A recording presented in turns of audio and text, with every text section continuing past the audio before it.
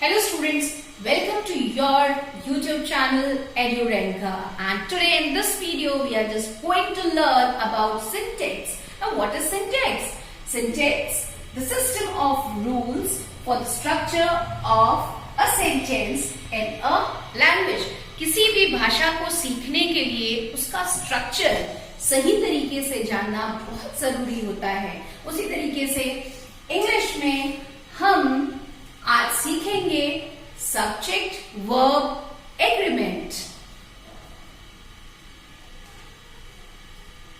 And that is called syntax. वाक्य विचार। किसी भी भाषा के लिए सिंटेक्स यानी structure of a sentence is very important, and we are going to start with subject verb agreement. सबसे पहले सब्जेक्ट क्या होता है? सब्जेक्ट कर्ता, काम करने वाला, वो क्या होता है? सब्जेक्ट। वर्ब क्रिया, वर्ब क्रिया। ओके, अब कर्ता और क्रिया का अग्रीमेंट हमें सीखना है। काम करने वाला, एक एग्जाम्पल ले लेते हैं, राम। अब राम क्या कर रहा है? क्या काम कर रहा है? क्रिया मतलब काम, किसी भी काम का होना, जिससे हमें पता चलता है, जिस शब्द से पता चलता है वो क्या कहलाती है? हमारी वर्ब। तो राम राइट्स। अब बहुत सारे स्टूडेंट्स के मन में ये आ रहा होगा कि यहां पर राइट्स क्यों है, राइट क्यों नहीं है? अगर मैं लिखूं राम या बोलूं राम राइट, तो इन दोनों में से कौन सा सेंटेंस करेक्ट है? जल्दी बोलो आंसर, जल्दी, क्विक क्विक। आई नो सभी को पता है, Ram rights is a correct. Now why? Because this Ram is a subject. Ram is a subject. कौन काम कर रहा है? राम। एंड क्या कर रहा है वो? He is writing. वह लिखता है, राम लिखता है।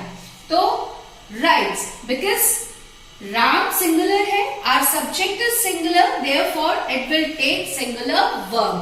हम इसको एक छोटे से फॉर्मूला से ध्यान रख सकते हैं, S प्लस S। इसको V भी कर लो। Okay, now if the subject is singular it will take singular verb. Got it? If the subject is singular it will take singular verb. Let's come and see some more example. तो अब तो ये तो समझ में आ गया होगा कि राम राइट रॉन्ग है, और ये अब सबको समझ में आ जाएगा। मोस्टली स्टूडेंट्स जो हैं ये गलती कर देते हैं। पारस, ये पहले आप बताओगे, मैं नहीं बताऊंगी। Okay, likes to eat an ice cream. जल्दी, क्विक, मुझे क्विक आंसर चाहिए। पारस लाइक और लाइक्स। बहुत सारे बच्चों को अगर लाइक करूंगी, लाइक्स करूं, मोस्टली स्टूडेंट्स यही करते हैं कि उनके दिमाग में ये कौन सा मैच हो रहा है, जो ज्यादा मैच हो रहा है उसी को टेक कर देते हैं। नो, आपका जैसे मैथ्स में फॉर्मूला रहता है वैसे ही सेम हमारे ग्रामर में भी रूल्स एंड रेगुलेशंस रहते हैं जो कि फॉलो करना जरूरी होता है। तो अभी यहाँ तो हम सबको पता चल गया कि अगर हमारा सब्जेक्ट सिंगुलर होगा then it will take singular verb. So here subject हमारा क्या है? कौन काम कर रहा है? पारस। Okay, and what Paras is doing? What no? Paras like or likes? Paras likes to eat an ice cream. Paras likes because the subject is singular, Paras is singular, so it will take singular verb also. Got it? Now quickly move on to the next example. Let's come and see third example. Girls play और plays। क्या आना चाहिए यहाँ पर? Girls play or plays। Girls subject, subject हमारा कैसा है, plural, तो वर्ब हमारी कैसी रहेगी, verb will be plural. So plural, कई बच्चे प्लूरल में ये मिस्टेक कर देते हैं कि उन्हें लगता है, क्योंकि छोटी क्लासेस में हम पढ़ाते हैं बच्चों को SES ऐड कराकर उनसे सिंगुलर प्लूरल बनवाते हैं, है ना, सिंगुलर को प्लूरल में चेंज करते हैं, बट वो नाउन्स होते हैं। लाइक पेन, पेन का प्लूरल क्या होगा, pens, pencil, pencils, tomato, tomatoes, all these are nouns, ये नाउन्स हैं। तो यहाँ पे आके कंफ्यूज नहीं होना कि ये प्लूरल होगा, क्योंकि वर्ब्स जो हैं वो ऑलरेडी प्लूरल फॉर्म में हैं, ठीक है। जितनी भी वर्ब है, लाइक अगर मैं प्ले बोलूं, रीड बोलूं, राइट बोलूं, क्राई बोलूं, ऑल दीज आर प्लूरल, वो ऑलरेडी प्लूरल है। अब इनको सिंगुलर बनाने के लिए हमको S और ES ऐड करना पड़ता है, ये बहुत कम लोगों को मालूम है। तो अभी आपको ये फंडा क्लियर हो गया ना कि क्या है, जितनी भी हमारी वर्ब्स हैं ऑल आर प्लूरल और we make it singular by adding S और ES to it. Got it? So what is the correct usage here? Girls play. Remember, singular subject, it will take singular verb. Plural subject, it will take plural verb. इसको और clear कर देते हैं।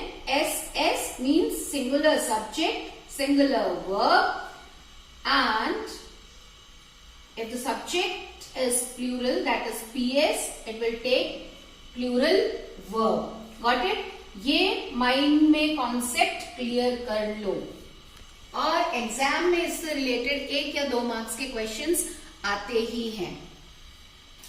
Next, अगर दे आ गया तो क्या करोगे? अगर मान लो they is are going to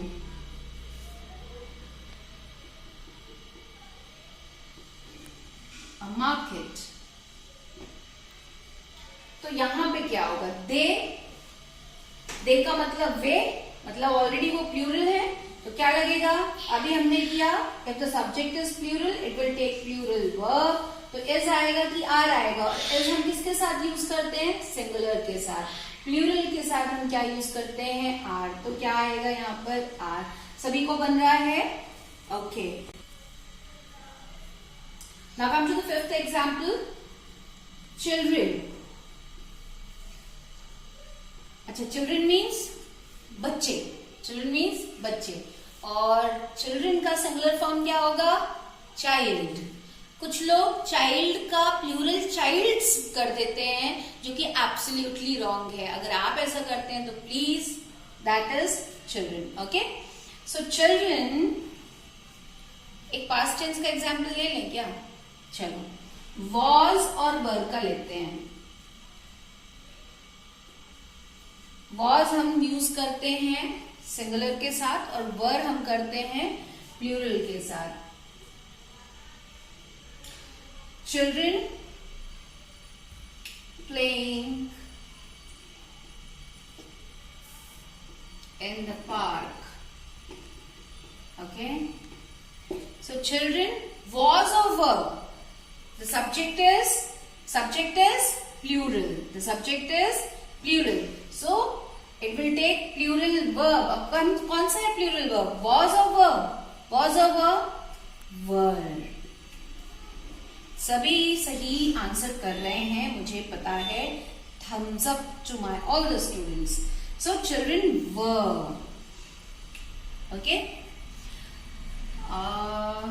इसको नेक्स्ट वीडियो में कंटिन्यू करें हम लोग, क्योंकि बहुत वास्ट है, और भी एग्जाम्पल्स लेने हैं जहां पे मोस्टली बच्चे कंफ्यूज हो जाते हैं और उसको रॉन्ग कर देते हैं। अगर इसी के साथ एंड लगा के आ गया, जैसे राम एंड रोहित। तो इस केस में भी क्या होता है, सब्जेक्ट हमारा सिंगुलर होगा कि प्लूरल होगा? राम एंड रोहित इज और are good friends.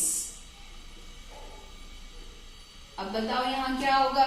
Ram and Rohit is और आर। राम एंड रोहित ये कितने हैं? एक है कि दो हैं? सब्जेक्ट हमारा कैसा है?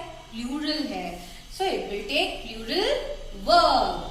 तो प्लूरल इज है कि आर है? हमारी हेल्पिंग वर्ब भी क्या आएगी? Are. So here we will write are. Ram and Rohit are good friends. Thank you students, आज मैं यहीं पे एंड कर रही हूँ, but I continue the same topic in my next video and I hope कि आप लोग को ये बहुत अच्छे तरीके से समझ में आया होगा। तो उसके लिए प्लीज कमेंट करें, समझ में आया है या नहीं आया तो भी कमेंट करें।